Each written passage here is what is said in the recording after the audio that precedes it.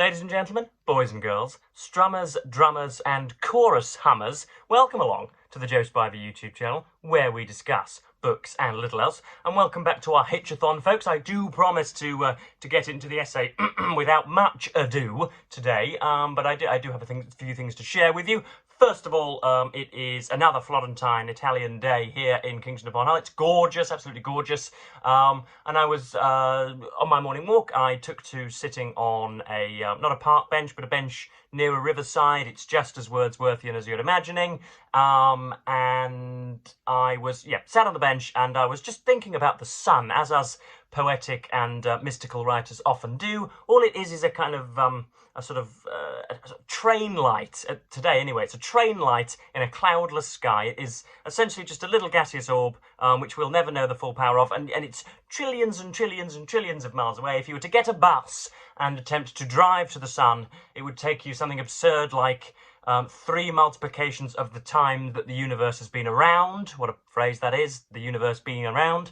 It would take you 3 multiplications of the time that the universe has been around to make it. It is unthinkably far away, and yet here it is, sort of scorching my arms and getting me a something of a veneer of a tan.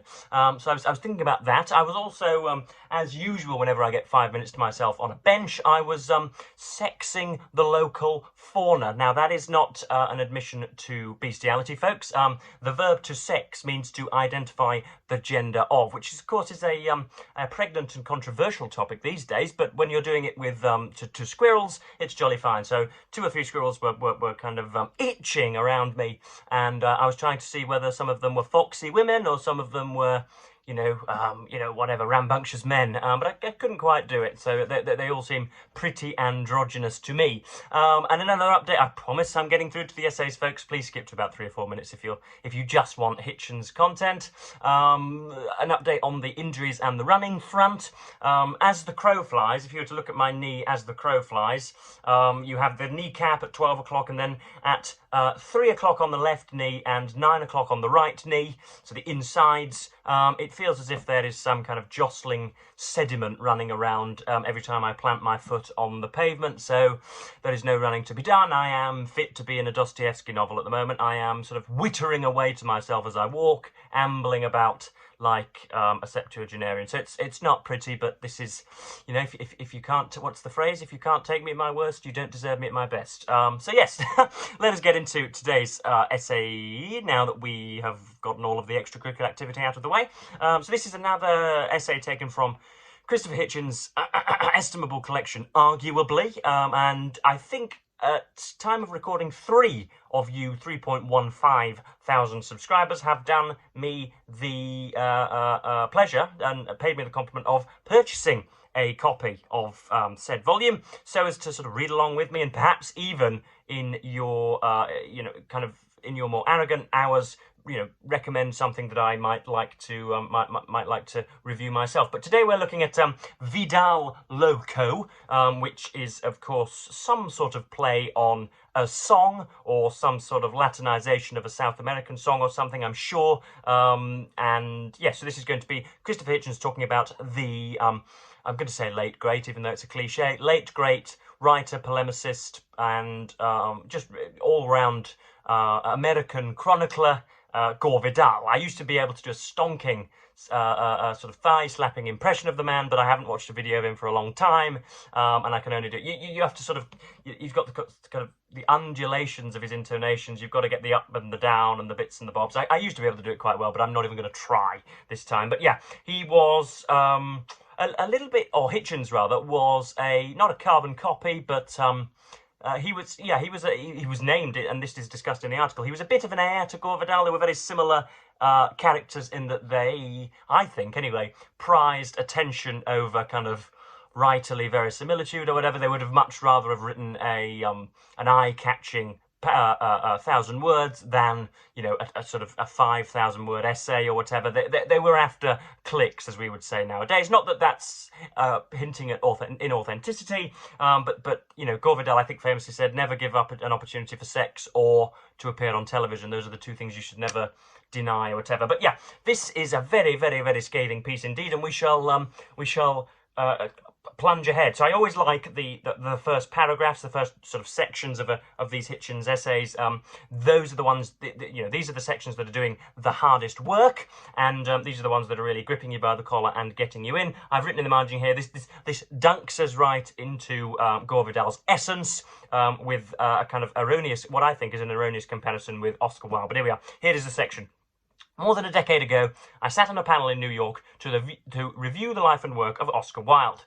My fellow panellist was that heroic old queen, Quentin Crisp, perhaps the only man ever to have made a success of the part of Lady Bracknell in The Importance of Being Earnest. Inevitably, there arose the question, is there an Oscar Wilde for our own day? The moderator proposed Gore Vidal, and really, once that name had been mentioned, there didn't seem to be any obvious rival. Like Wilde, Gore Vidal combined tough-mindedness with subversive wit, and had the rare gift of being amusing about serious things as well as serious about amusing ones. Like Wilde, he was able to combine radical political opinions with a lifestyle that was anything but solemn. And also, like Wilde, he was almost never off. His private talk was as entertaining and shocking as his more prepared public appearances. Admirers of both men and of their polymorphous perversity could happily debate whether either of them was better at fiction or in the essay form. And I haven't read many Vidal essays, and I haven't read a single word of his fiction either. So I don't really know much, but you can tell just from interviews that Vidal was a little attention-seeking squirrel even at his most private moments, and he had a sort of a getaway, didn't he? He had a kind of hostel in, where was it? Was it in Italy? Was it in Ravenna? I want to say Ravenna. I think it was in Ravenna, on a cliff face, on a crumbling cliff face, and he would retire there to write his books. So that was the only part of him that was private. Here is a section where Hitchens alludes to something that I didn't know about Gore Vidal before reading this essay, was that he became a little bit of a conspiratorial crook, or so shall we say, a conspiratorial cretin towards the end of his life, talking about the planning of JFK's assassination, perhaps, or the planning of the September the 11th attacks on the World Trade Center, or the planning of Pearl Harbor, or at least the prior knowledge and manipulation of Pearl Harbor to give America an excuse to enter the Second World War, or whatever. Vidal was an espouser of all of those, of each of those three. I think probably spurious theories, but anyway. So this is I've written in the margin here, this is Hitchens flicking the shrunken giant from his shoulder. Now, if anybody of you would like to use that in your next piece of writing, that would be jolly fine. Just make sure to credit me in the footer. So this is Hitchens again. However, if it's true, even to any degree, that we were all changed by September the 11th, 2001, it's probably truer of Vidal that it made him more the way he already was, and accentuated a crackpot strain that gradually asserted itself as dominant. If you look at his writings from that time, thrown together in a couple of cheap paperbacks titled Dreaming War and Perpetual War for Perpetual Peace, you will find the more crass notions of Michael Moore or Oliver Stone being expressed in language that falls some distance short of the Wildean ideal. So this is a quote from Vidal. Meanwhile, media was assigned its familiar task of inciting public opinion against Osama bin Laden, still not the proven mastermind. To that sentence, abysmal as it is in so many ways, Vidal put his name in November 2002. A small anthology of half-argued and half-written shock pieces either insinuated or asserted that the administration had known in advance of the attacks on New York and Washington and was seeking a pretext to build a long-desired pipeline across Afghanistan. For academic authority in this grassy knoll enterprise, Vidal relied heavily on the man he thought had produced the best, most balanced report on 9/11, a certain Naviz Mossadegh Ahmed of the Institute for Policy Research and Development, whose book The War on Freedom had been brought to us by what Vidal called a small but reputable homeland publisher. So that's Hitchens taking the first, issuing the first shot across the bows. I've noticed here, if I can I get that there? He has separated on the next page. He has separated the word website, which I think probably dates the article. When was this written? This was written in 2010. So there was frictionless broadband in the homes at this point, and I think website was one word at that point as well. That's just Hitchens being a kind of a deliberate antediluvian. Then next up we've got Hitchens talking about his Vidal's eventual geriatric bitterness. So he would be interviewed, and he would talk about all the greats being in their graves and us all being idiots now, and all of his contemporaries being fundamentally lesser than he, inferior to he, and yeah, that never sounds good from somebody when you're 70 or 80 or 90, or you know, increasingly from people just in their middle age, when you have this this uchronia, this yearning for times before, and you know, a kind of ridiculous cynicism for everything around you. So yeah, Hitchens again takes another pop at that. Rounding off his interview, and obviously shocked Mr. Hari, that's the person interviewing, tried for a change of pace and asked Vidal if he felt like saying anything about his recently deceased rivals, John Updike, William F. Buckley Jr. and Norman Mailer.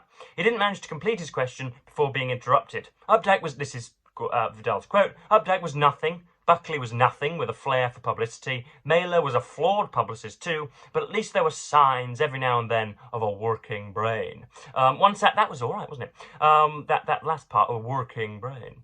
One sadly notices, as with the foregoing barking and effusions, the utter want of any grace or generosity, as well as the entire absence of any wit or profundity. Sarcastic, tired flippancy has stolen the place of the first, and lugubrious resentment has deposed the second. Oh, just in closing then, since Vidal was in London, did he have a word to say about England? This isn't a country, it's an American aircraft carrier.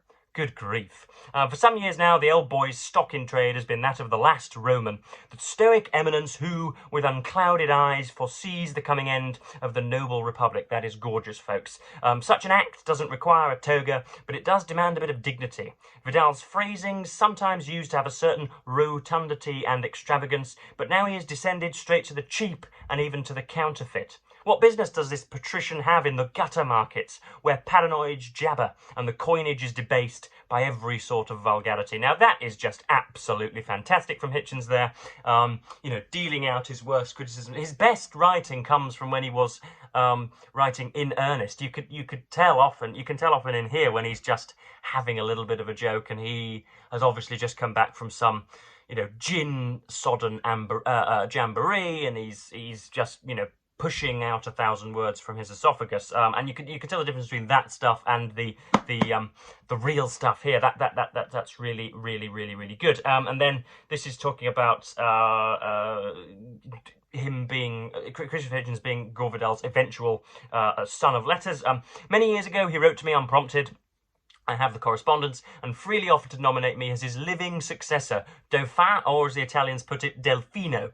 He very kindly inscribed a number of his own books to me in this way, and I asked him for permission to use his original letter on the jacket of one of mine. I stopped making use of the endorsement after 9/11, as he well knows. I have no wish to commit literary patricide, or to assassinate Vidal's character, a character which appears, in any case, to have committed suicide. I don't in the least mind his clumsy and nasty attempt to rewrite his history with me, but I find I do object to the crank revisionist and denialist history he is now peddling about everything else, as well as to the awful, spiteful, miserable way going on and on, indeed in which he had finished up by doing it. Oscar Wilde was never mean-spirited and never became an ancient mariner either.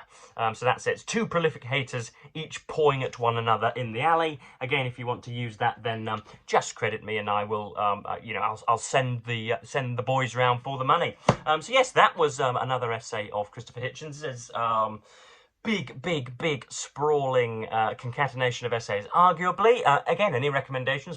Please do put them down below, and I shall take them into account. I'm not just going to nod along with a baying mob, but I will, yeah, as I say, I'll take any requests into account. But yeah, I think that just about covers me for today, folks. I'm planning on doing a lot more short story writing today. I'm going to be penning away. I'm going to start my book on Roman Abramovich. I'm also going to start a script for a satire, which will hopefully be out on Saturday or Sunday, poking fun at the popular sort of morning routine, day routine that we see on YouTube, done by, you know, caffeinated Texans and the like. You know what I mean? The sort of effete writers do it, and a great deal of the, you know, the dude bros do it, where they present a stylized and unrealistic version of their mornings, their afternoons and their evenings, and film it and post it to the delectation of their supporters. And I'm going to satirize that with glee and aplomb on well, I'm going to do it throughout the week and hopefully release it compiled on Sunday. And now that I've recorded myself wittering out that intention, I had better jolly well go through with it, hadn't I? So yes, I'm going to cap this video at 15 minutes, and as ever, thank you ever so much for watching, BookTube, and say goodbye.